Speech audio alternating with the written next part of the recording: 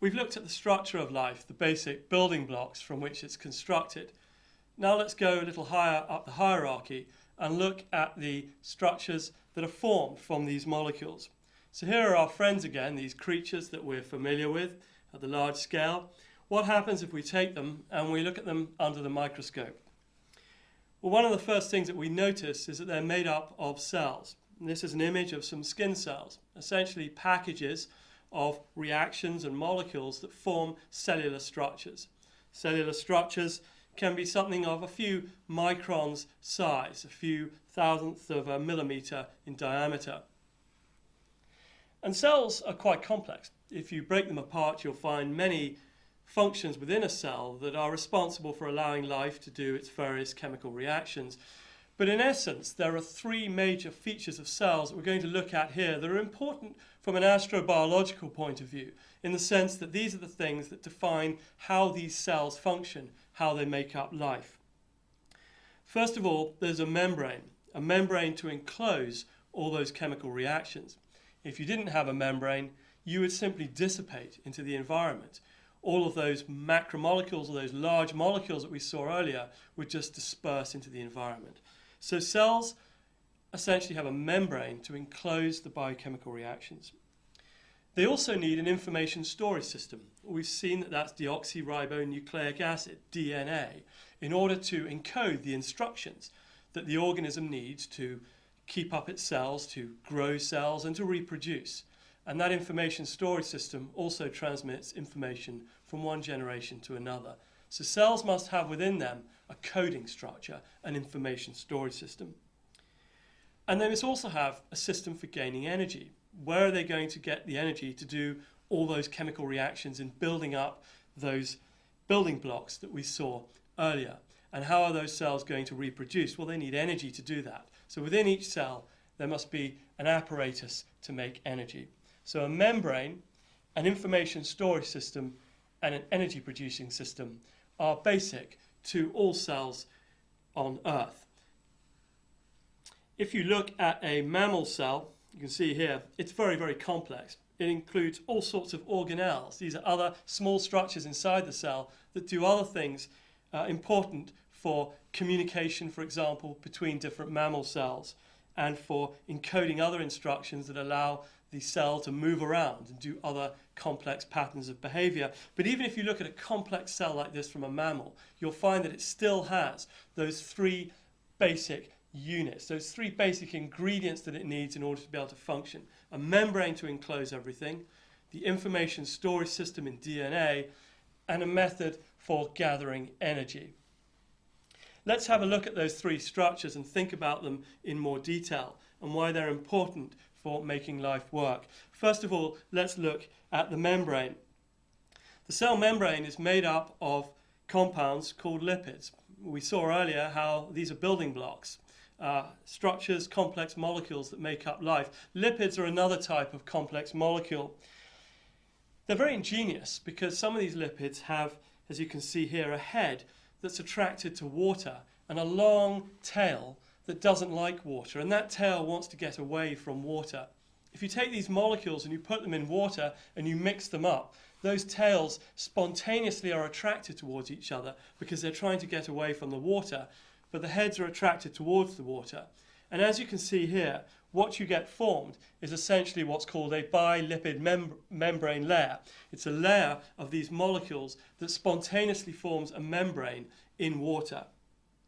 And that layer of molecules can form vesicles, spherical structures or near spherical structures that can enclose material inside. So a cell membrane is made up of these phospholipids, these lipid molecules that spontaneously arrange in liquid water.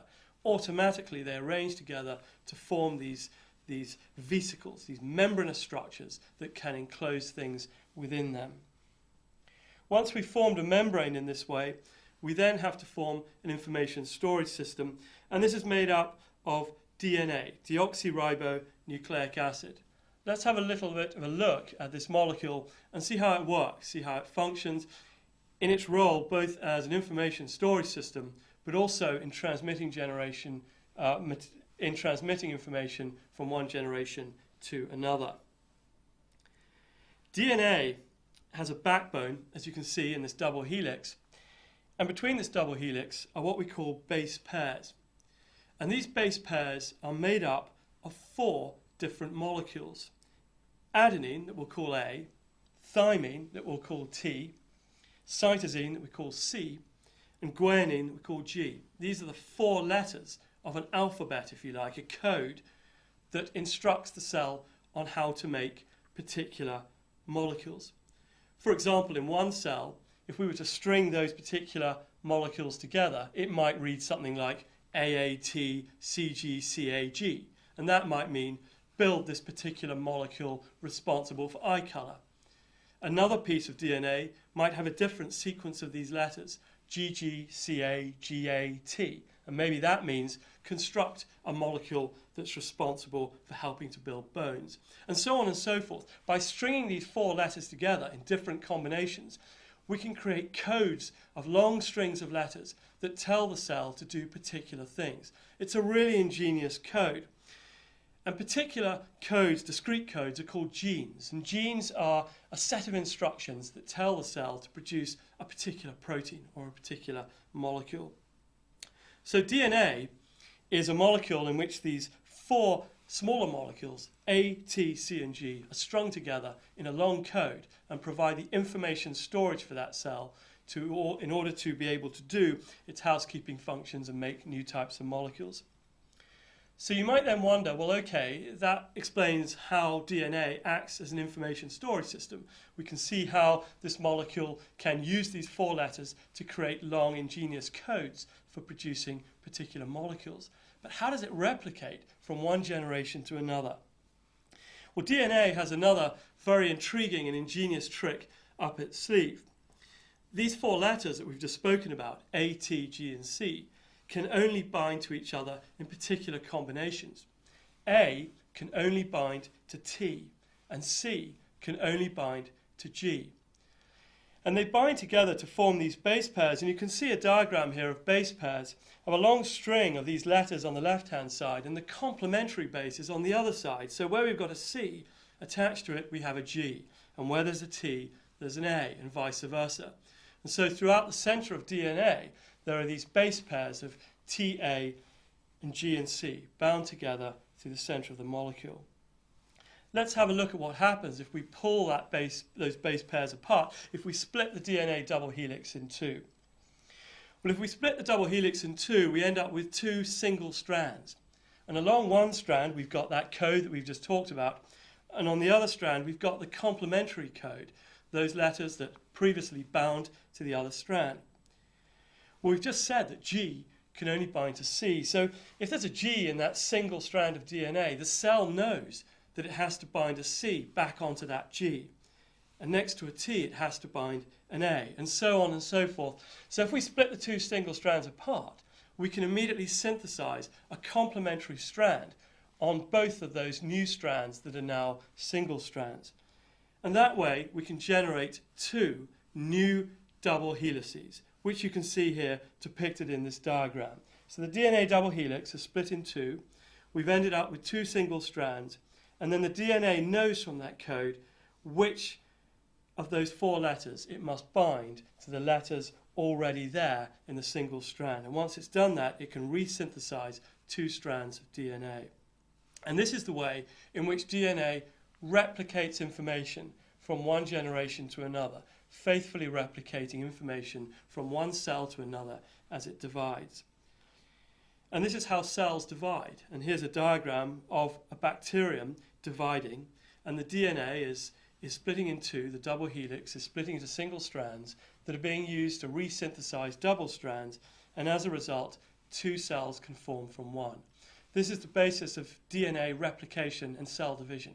It's what allows our cells to grow, and it's what allows organisms to grow from puppies to large dogs, as we saw earlier in the course.